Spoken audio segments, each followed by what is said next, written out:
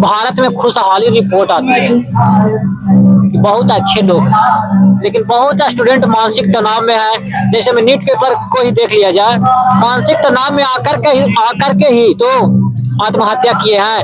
आत्महत्या करने के लिए कोई सोचता नहीं है, लेकिन परिस्थिति ऐसा क्रिएट हो जाता है कि वो 2 घंटा कंट्रोल अगर कर लेगा तो वो आत्महत्या नहीं करेगा। वही 2 घंटा ऐसा परिस्थिति क्रिएट हो जाता है कि मजबूर होकर आत्महत्या कर लेता है।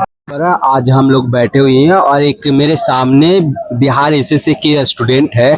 आज जिसको देखते हैं कि क्या पेन है, क्या इशू है, क्या लो फॉल है, तो बताएंगे। आपका नाम क्या? मेरा नाम रंजन कुमार है। आप बताएंगे एसएससी में क्या प्रॉब्लम हुआ जो 2023 से लेकर अभी तक एग्जाम नहीं हो पा रही है, ले नहीं पा रही है गवर्नमेंट? बिहार कर्मचारी चयन आयोग है जो शुरू से ही छात्रों के साथ खेल रहा है। जब पहली बार वैकेंसी इंटर लेवल पे आई विभिन्न पदों पर 27 सितंबर 2023 से फॉर्म को ओपन कर दिया गया और उसमें फी रखा गया 500 रुपया और पदों की संख्या थी 11,000। इसके बाद बच्चे फॉर्म को फिल कर दिए। इसके बाद क्या होता है कि डेट एक्सटेंड करते करते लगभग 6 महीने तक फॉर्म को फिल करवाता रहा। उसके बाद फिर भी डेट एक्सटेंड करते करते फिर बिहार सरकार की तरफ से इसमें संशोधन किया जाता है। संशोधन करने के बाद इसमें 10,000 पद और ऐड किए जाते हैं। इसके बाद पद हो जाते हैं 21,000 हो जाते हैं। 21,000 पद हो जाने के बाद उसी बीच बिहार में चुनाव आ जाती है।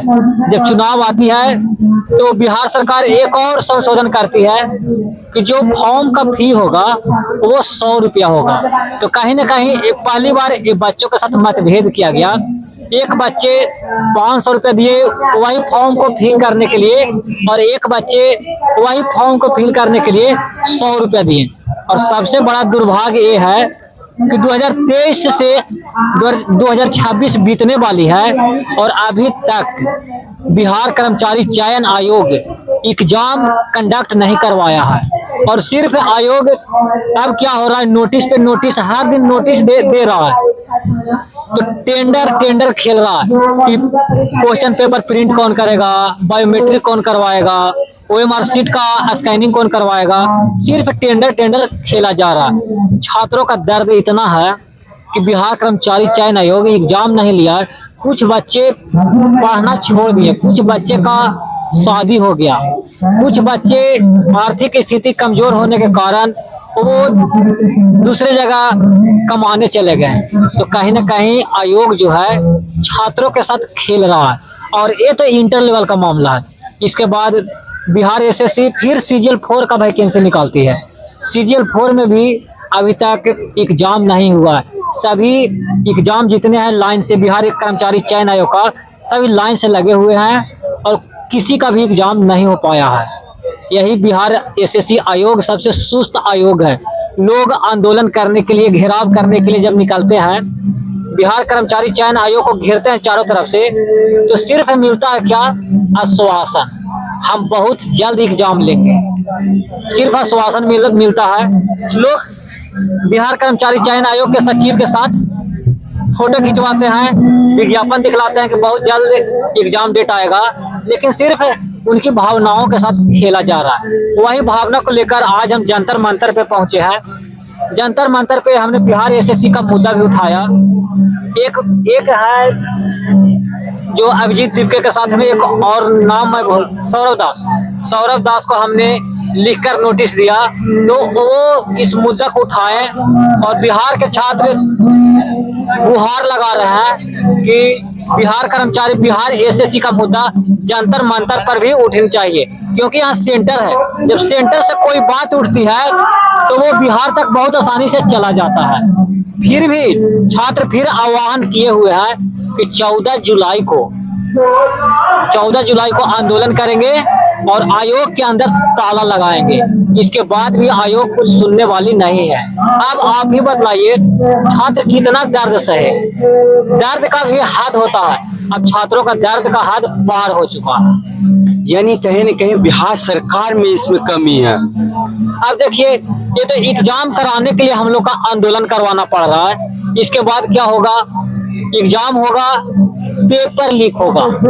अगर पेपर लीक नहीं भी हुआ तो आयोग क्या करवाती है, जो बच्चे पैसे वाले होते हैं उनसे पैसा लिया जाता है और आयोग के अंदर बुलाकर OMR सीट होता है उसे कलर करवाया जाता है। तो जो पढ़ने वाले बच्चे हैं वो तो मर जाएंगे, जो मेहनत कर रहा है वो आएगा दूसरे जगह से, नहीं पढ़ेगा, पैसा देगा, जॉब पा लेगा। और इसी जगह से स्टार्ट हो जाती है करप्शन। जो पैसा देकर जॉब में आएगा तो वो तो पैसा वसूलने के लिए सोचेगा ही, और वो करप्शन करना शुरू कर देता है। और वो धीरे धीरे ऐसा आदत लग जाता है, पैसा का ऐसा आदत लग जाता है कि वही करप्शन इतना चरम सीमा पे पहुंच जाती है कि गरीब लोग तबाह हो जाते हैं। और गरीब लोग तबाह होकर आंदोलन पर उतर जाते हैं कि बहुत करप्शन हो रहा है। बिहार में एक भी काम बिना पैसा का नहीं हो रहा है। छात्र एग्जाम कराने के लिए आंदोलन करते हैं, फिर उसके बाद रिजल्ट निकालने के लिए आंदोलन करते हैं, उसके बाद फाइनल मेरिट के लिए आंदोलन करते हैं, उसके बाद जब इसमें तबाही हो जाता है तो इसमें सुधार करने के लिए आंदोलन करते हैं। छात्र क्या करे, पढ़ाई करे कि आंदोलन करे? आप बताएंगे वहाँ सीट बिकता है, वो जैसे बिहार पुलिस का हो या SSC का हो या SDM का है, मुझे ये सीटें बिकती है, सरकार भेजती है इसका क्या? अब देखिए, जैसे में AEDO का एग्जाम हुआ तो उसमें EOU खुलियाम बतलाया, इसमें बहुत सारे संदिग्ध लोग हैं, बायोमेट्रिक से मिले थे और वो धांधली किए। तो पैसा से तो बिक ही रहा है ना, ये तो साबित हो चुका है। आयोग कैसे मानेगा कि ये धांधली नहीं हो रही है, सीट नहीं बिक रहा है? जब लोग पकड़े जा रहे हैं तो कहीं ना कहीं आयोग के अंदर से तार जुड़ा हुआ है, तभी किसी परीक्षा माफिया का इतना मनोबल कैसे बढ़ेगा? उसको कहीं ना कहीं संरक्षण मिल रहा है, तभी उसका मनोबल बढ़ रहा है। पेपर बेच देता है, सीट बेच देता है, और जो पूरी रात को जाग कर पढ़ाई करते हैं उनको सपना को कुचला जाता है, दबा दिया जाता है और उनको नींद को हराम कर दिया जाता है, ताकि वो तनाव में आए और पढ़ना लिखना बंद करे और गुजरात, अहमदाबाद, दिल्ली के फैक्ट्री में काम करने पर मजबूर हो। सरकार चाहती है कि जो गरीब व्यक्ति है वो शिक्षा न ले, शिक्षा ले लेगा और अच्छे पद पे चले जाएगा तो इन लोग करप्शन नहीं करेगा। सरकार का मकसद है कि हम ऐसे लोग के लाएंगे जो करप्शन करे और करप्शन करके हमारी सरकार तक ये पैसा पहुंचाए। तो ये सरकार सीटें बेचती है, जो विधायक होता है, संसद होता है, वो बेचता है सीटें, ना कि कोई गवर्नमेंट बेचती है। ये गवर्नमेंट तो वही बॉडी हो गई है। अब जैसे देखिए CGL 4 का वैकेंसी आया है, तो गरीब आदमी तो 25 लाख में नहीं खरीद सकता है, 20 लाख में नहीं खरीद सकता। तो इसमें मंत्री के हित नाता होते हैं, कांटेक्ट करते हैं कि मेरा नाती है, मेरा भतीजा है, इसको कर दो, आयोग से बात करके। इसी तरह से, और जो ज्यादा पैसा वाले हैं वो परीक्षा माफिया से कांटेक्ट करते हैं, तो सीट तो बिकता ही है। इसमें मंत्री भी शामिल है, इसमें परीक्षा माफिया भी शामिल है और इसमें वो जनता भी शामिल है, तो सीट तो बिक ही रहा है ना। गरीब व्यक्ति का सपना को बेचा जा रहा है। तो ये सरकार की क्यों नहीं हटा देते आप लोग? सरकार को हम कैसे हटाएंगे? एक जंतर मंतर पे आकर के 17 दिन से लगातार आंदोलन चल रहा है। जंतर मंतर से मात्र 5 किलोमीटर की दूरी पर प्रधानमंत्री नरेंद्र मोदी का आवास है। लोग 2000 किलोमीटर दूरी तय करके जंतर मंतर पर आ जा रहे हैं। प्रधानमंत्री नरेंद्र मोदी 5 किलोमीटर की दूरी तय नहीं कर पा रहे। आप नीट पेपर को करवाने के लिए 45 मिनट एयरपोर्ट पे रुक सकते हैं, तो आप जंतर मंतर पर आकर के लोगों से बात क्यों नहीं कर सकते हैं? आप दिन में नहीं आ सकते हैं तो रात में आइए, रात में कम भीड़ है, लोगों से बात कीजिए कि मैं आपके प्रॉब्लम को समझता हूं, मैं जल्द ही निदान करूंगा, आपको विश्वास दिलाता हूं, आगे से शिक्षा व्यवस्था में कोई भ्रष्ट नहीं होगा, लोगों को दिलासा देनी चाहिए। तो कैसे सरकार बदल दे? अब यही चीज हो गया है कि एक बार वोट दो, 5 साल बैठो, सरकार जितना करप्शन करे। करप्शन करते करते जब जनता उब जाएगी तो सरकार इतना करप्शन कर देगा कि उसका जरूरत ही नहीं पड़ेगा। सरकार पलट दीजिए, सरकार पलटने से कुछ नहीं होगा, सिस्टम वही रहेगा, करप्शन होता रहेगा। आपको कहीं नहीं ये लगता कि अंग्रेज से मिलता जुलता इसका शासन करने का प्रक्रिया है? तो वो तो मिलजुल ही रहा है।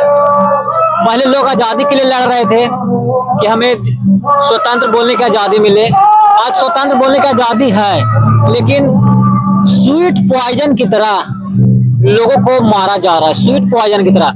भारत में 100 में 95% मानसिक तनाव से स्टूडेंट जूझ रहे हैं और भारत में खुशहाली रिपोर्ट आती है कि बहुत अच्छे लोग हैं, लेकिन बहुत स्टूडेंट मानसिक तनाव में है। जैसे में नीट पेपर को ही देख लिया जाए, मानसिक तनाव में आकर के ही तो आत्महत्या किए हैं।